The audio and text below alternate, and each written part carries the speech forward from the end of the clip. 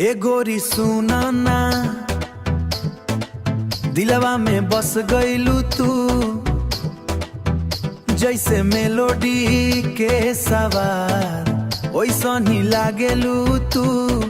गुरवर्ध तोहरे हंसिया में बजा दू निराला, देखते दिलावा हो जाला मतवाला।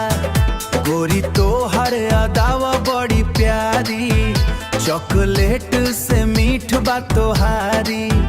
तोहरा बिना ना लागे मनवा, दिनवा सुना लागे सजना।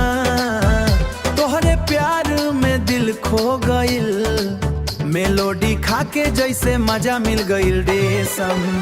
मेलोडी इतनी चॉकलेटी काहे बा, तोहरे प्यार में दिलवा डूबल काहे बा।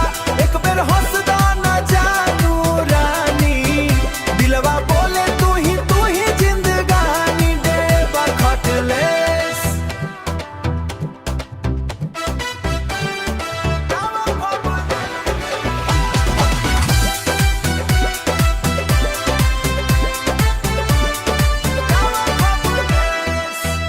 गाल तोहार रसगुल्ला लागे, नजरिया जान लेवे भागे।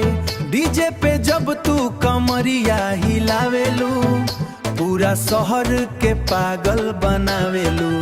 हथवा पकड़ के घूमी बाजार, खियाइब मेलोडी बारंबार। तोहरे संगे जिंदगी रंगीन बा, प्यार हमारे एकदम सीन बा लर पर डी।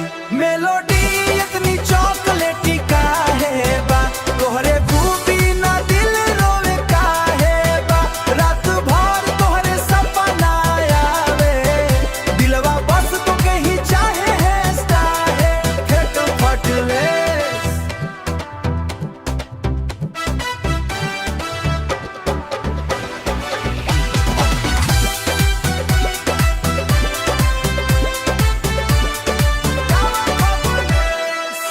ए जानू तोहरे प्यार के स्वाद निराला,